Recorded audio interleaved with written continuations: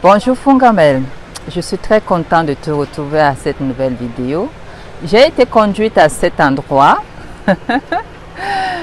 et malgré les techniques, les problèmes techniques, je suis quand même très contente. Tu vois la belle vue, surtout l'arc-en-ciel qui est là derrière. Donc je dois improviser. J'espère que tu vas bien. Je te souhaite la bienvenue à cette nouvelle vidéo. Et comme j'ai dit, je suis énormément contente de faire cette vidéo avec toi. Donc, tu sais Fungamel, dans la précédente vidéo, comment lâcher prise pour mieux démarrer, j'ai parlé de comment commencer à faire le nettoyage pour mieux démarrer l'année prochaine, n'est-ce pas? Et cette semaine, au fait, je voulais continuer dans cette lancée. Je suis tombée sur la vidéo de Zach Moekassa, un grand youtubeur de la francophonie. Et dans sa vidéo, il parlait de l'arrestation de ce grand artiste que nous connaissons tous, qui est R. Kelly, n'est-ce pas? R. Kelly. Nous connaissons tous ces histoires depuis de longues années. Et récemment, en juin dernier, il a été condamné à 30 ans d'emprisonnement pour abus sexuels des mineurs. Jacques Moekassa, dans sa vidéo, entre autres, il a parlé des choses qui, si on prend le temps de soigner, peuvent être soignées. Et c'est pour ça aussi je prends le temps de faire cette vidéo sous forme thérapeutique pour deux causes. La première cause, niveau pathologique et niveau pouvoir. L'abus du pouvoir. Tu sais, Fungamel, en 2017, en 2016-2017, nous avons eu ce mouvement de MeToo, n'est-ce pas? L'abus de pouvoir des personnalités de haute fonction qui abusaient des personnes plus faibles. Monsieur, par exemple, Harvey Weinstein de Hollywood, ce grand homme, bien qu'il avait le pouvoir, il était connu de beaucoup de personnes à Hollywood, a été aussi condamné justement par, je m'excuse, les cheveux partout, justement par l'abus de pouvoir. C'était pas quelque chose de nouveau, seulement grâce à Internet, cela a été vu ou bien publié et la masse, c'est-à-dire le pouvoir humain, a fait en sorte que beaucoup de personnes ont pris du recul, n'est-ce pas? Des personnes qui abusaient des autres personnes, surtout des femmes, selon leur position. Nous les femmes, par exemple, on nous dit toujours, si on atteint un certain niveau, même avec le travail, ainsi de suite, les études, on nous dit toujours, elle a eu ce poste parce qu'elle a vendu sa chose, elle a eu ce poste parce que ça. Mais on ne parle pas souvent des hommes, on ne parle pas souvent des abus des hommes. On ne parle pas souvent du fait que parfois, bien que ce sont nos choses, parfois on est obligé de faire certaines choses pour arriver loin. On a vu aussi grâce à Internet le cas de beaucoup de jeunes filles dans des universités, juste avant leur doctorat, où les messieurs, qu'est-ce qu'ils faisaient? Il leur disait tout simplement, si tu veux avoir ton diplôme, ton doctorat, voici ton travail, tu dois passer par moi. Il y a eu plusieurs vidéos dans plusieurs différents pays, malheureusement. C'est partout, c'est pas seulement en Afrique, c'est pas seulement en Europe, c'est dans tout le monde entier que les hommes, la plupart du temps, les hommes ont cette tendance d'abuser de leur pouvoir, surtout envers les femmes, malheureusement. Ça, c'est une chose. Et l'autre chose, il faut qu'on en parle, que ce n'est pas toujours seulement envers les femmes. Il y a une tendance, j'espère qu'elle est finie, un certain temps où aussi les hommes muscler les hommes dans leur masculinité et se trouvaient en train d'être rabaissés pour obtenir un certain poste. Il y a, par exemple, moi j'ai cette C'est pas si c'est un don ou bien cette approche, cette facilité où les personnes viennent toujours me voir, que ce soit dans la rue ou bien les personnes que je connais, ou bien sous forme thérapeutique, qui viennent me voir et me disent: Marie-Solange, je ne peux plus regarder ma femme dans les yeux parce que je ne me sens plus homme. Hein? Je ne suis plus cet homme-là parce qu'on m'a fait ceci, j'ai dû faire ceci, j'ai dû faire ceci pour assurer la vie de mes enfants, la scolarité, ainsi de suite, ainsi de suite. Ça, il faut en parler. Donc, l'abus du pouvoir est quelque chose qui est partout. Et dans le cas espèce de Kelly ou bien Monsieur Harvey Weinstein de Hollywood, c'était l'expression pure, quoi. Mais en dehors d'eux, dans toutes les sociétés de ce monde, seulement il faut qu'on commence à en parler encore plus. Le mouvement a été, mais il doit continuer à être fait. Ça, c'est un côté l'abus de pouvoir. Et l'autre côté pathologique dont je vais parler maintenant, qui est celui de la maladie. Je peux appeler ça une sorte de maladie. Parce que, Fongamel, tu sais, malheureusement, l'abus de pouvoir c'est une chose, l'abus sexuel aussi c'est une autre chose. Les deux font très mal. L'abus sexuel d'un enfant dont je vais parler maintenant, c'est une énergie, n'est-ce pas?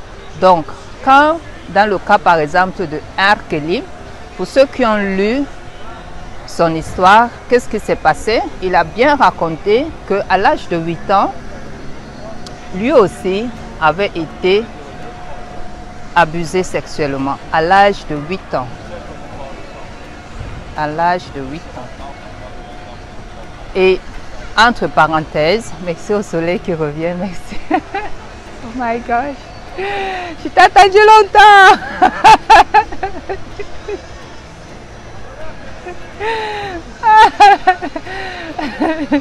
Oh my goodness. Oh, merci.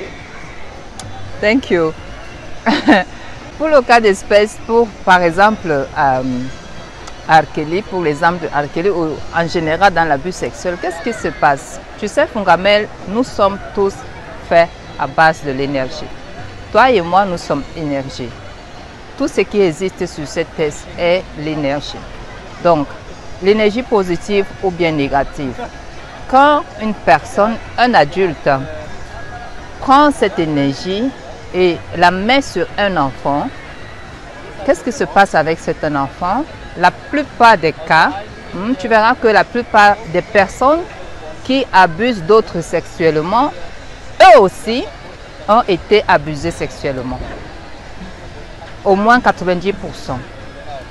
Et les autres 10% sont les personnes qui ont choisi de faire la thérapie ou bien ont choisi de mener leur vie autrement, sous autre forme.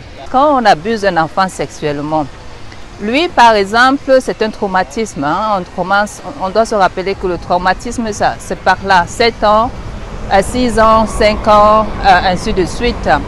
Quand on abuse un enfant sexuellement, qu'est-ce qui se passe? On stoppe la croissance naturelle d'un enfant. L'enfant ne sait plus s'il est adulte ou bien encore enfant. On l'arrache entièrement de son monde enfant, de son monde naïf, de son monde féerique, ainsi de suite. On l'arrache de ce monde. Et ce qui est fou dans tout ça, ce qui est mal dans tout ça, c'est que l'enfant, il commence à avoir une personnalité, il développe une personnalité troublée. Donc il ne grandit plus comme toi et moi ou bien d'autres personnes dans la norme. Parce que quand tu arraches par exemple une tomate de sa nature, une tomate qui doit peut-être mûrir et que tu l'arraches peut-être très tôt, qu'est-ce qui va se passer? Elle n'aura pas les mêmes vitamines que la tomate qui a pris le temps de mûrir dans la nature. C'est la même chose avec nous les êtres humains. Quand on arrache un enfant de sa vie, de sa croissance, de sa source de cette façon avec le poison. J'espère que l'arc-en-ciel revient. Merci. Quand on arrache un enfant de sa croissance naturelle, le résultat, la plupart du temps, c'est le trouble de personnalité qui peut se montrer sous plusieurs formes. D'autre côté, c'est souvent en cas adulte ou parce que ça fait, on n'est plus dans ce monde, on ne veut plus être dans ce monde, on commence à prendre des médicaments, on devient accro aux substances.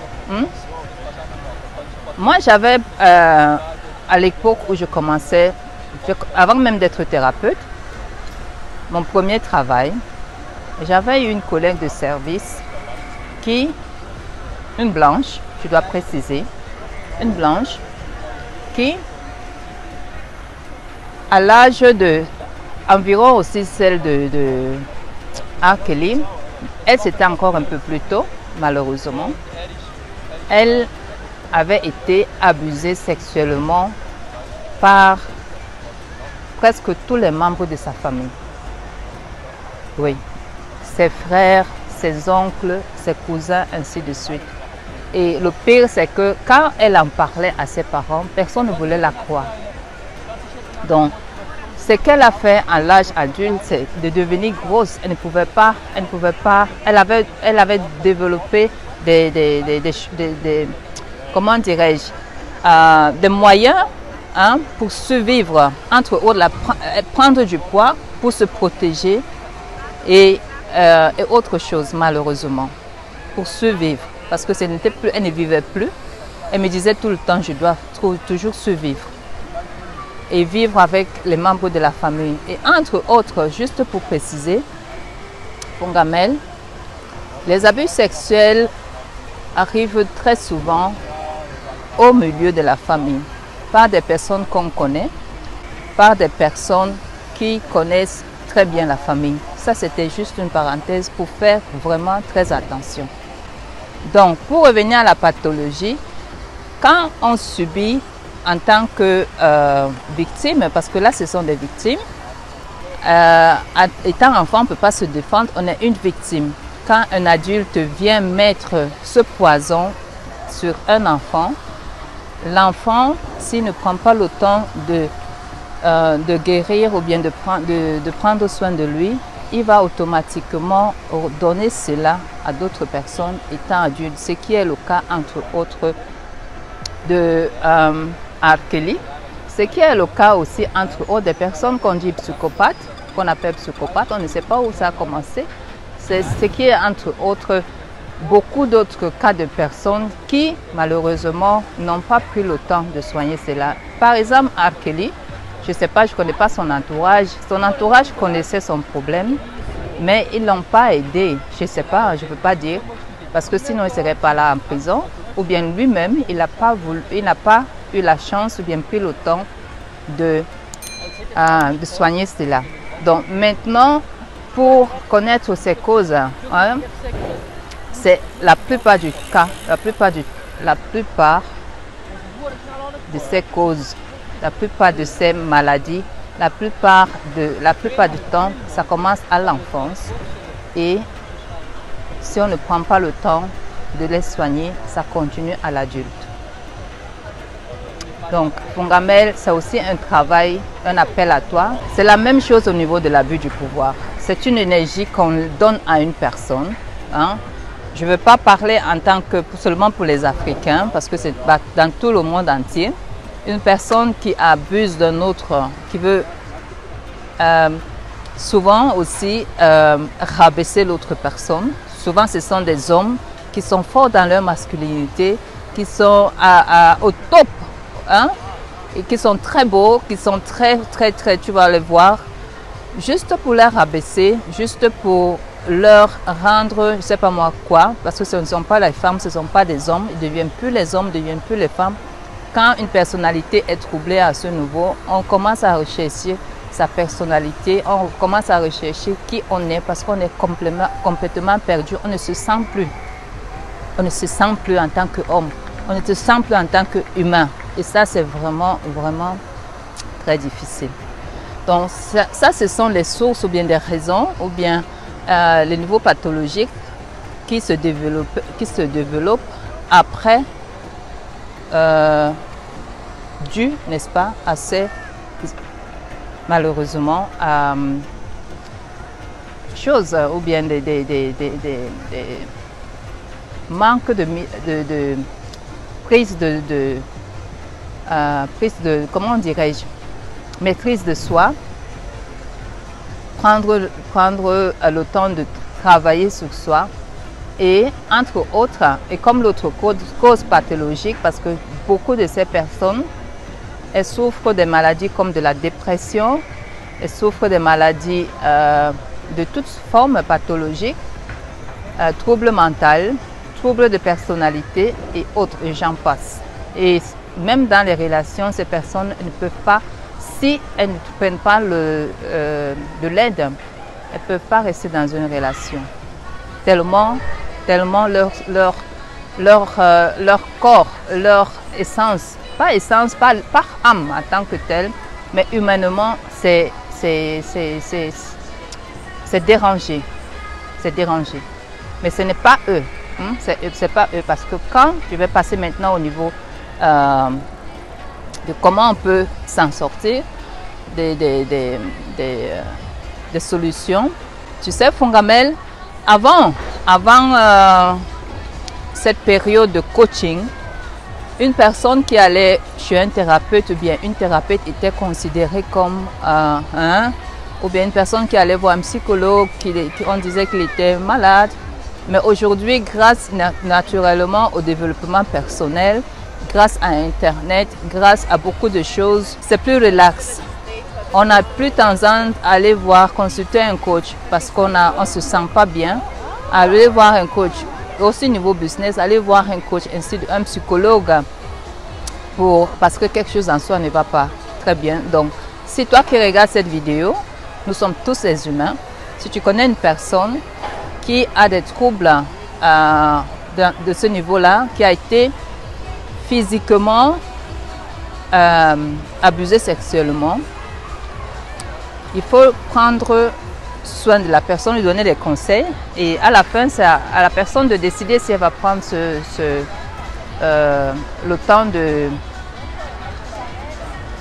soigner cela pour son bien-être. Donc il y a beaucoup de méthodes, hein. Il y a des méthodes comme psychologie, aller voir un psychologue, aller voir un thérapeute, ainsi de suite. Ça, c'est une possibilité. L'autre possibilité qui est, n'est-ce pas, et surtout, il ne faut pas l'oublier parce que c'est le corps. Comme j'ai parlé une fois sur la vidéo sur l'auto-sabotage, quand le corps subit quelque chose, on ne peut pas le traiter avec le mental. Il faut le traiter avec la thérapie corporelle.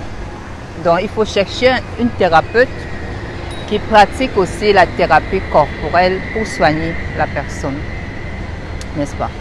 Et aussi, d'abord, la personne elle-même, hein, on peut encourager une personne de faire, mais si la personne ne veut pas, on ne peut pas l'obliger à changer, on ne peut pas l'obliger. Mais si toi qui es peut-être dans ce cas, commence déjà, parce que le premier pas, c'est de commencer à en parler. La parole, ma chère Fongamel, mon cher Fongamel, tu verras que la parole libère. Ça libère tellement. Commence à chercher autour de toi une personne à qui tu peux te confier. Commence à en parler. Commence à te libérer de ce fardeau. Et si tu vois que tu as besoin d'un spécialiste, tu vas voir un spécialiste. Nous ne sommes pas ce que nous subissons. Nous ne sommes pas ce que nous avons en tant que maladie. Mais nous sommes les êtres qui prennent cela en conscience et qui, pour leur bien-être, pour notre bien-être, nous décidons d'aller plus loin. de se soigner. Nous décidons de guérir, nous décidons d'aider d'autres à s'en sortir. C'est nous qui sommes là. Parce que je sais que dans la plupart des cas, il y a beaucoup d'autres sentiments qui viennent avec quand on subit ce genre de choses. La honte, par exemple, en fait partie. La colère, la haine, ainsi de suite, peuvent être développées. Mais ce n'est pas vous, ce n'est pas nous, ce n'est pas l'être humain en tant que tel. Donc, j'espère que cette vidéo t'a un peu parlé. Si tel est le cas, je te remercie énormément. Je remercie aussi toutes les personnes qui s'abonnent à notre chaîne pour faire le travail intérieur. Zach Wekasa a parlé aussi dans sa vidéo, ce qui m'a beaucoup plu, que nous sommes ce que nous consommons. Et ça, c'est vrai. Quand on fait le travail intérieur, on prend la décision de faire le travail intérieur, on choisit ce qu'on consomme. Parce que malheureusement, qu'on le veuille ou pas, la tendance maintenant, c'est que nous devons consommer ce qu'on veut qu'on consomme. Mais quand on commence à faire le travail intérieur et vivre dans la conscience, le plus souvent que possible, qu'est-ce qui se passe? On commence à choisir ce qu'on consomme. On n'est plus spectateur, mais on est acteur. C'est deux choses différentes, n'est-ce pas? Merci de nous envoyer beaucoup d'amour. Merci de t'abonner à notre chaîne. Merci de partager. Je vais revenir sur cette thématique, que ce soit ici sur Fungamelio ou sur ma page Fungamel Beauté, que je t'invite à me rejoindre dans les directs les lundis et les mercredis à 19 h. N'oublie pas que tu es un être important, tu n'es pas une erreur. Dieu, Allah, la source, le créateur qui a créé tout ce monde ne commet jamais d'erreur. Et les défis sont là pour être traversés. Ok? Jusqu'à la prochaine vidéo, je te dis be you and do you. Bye.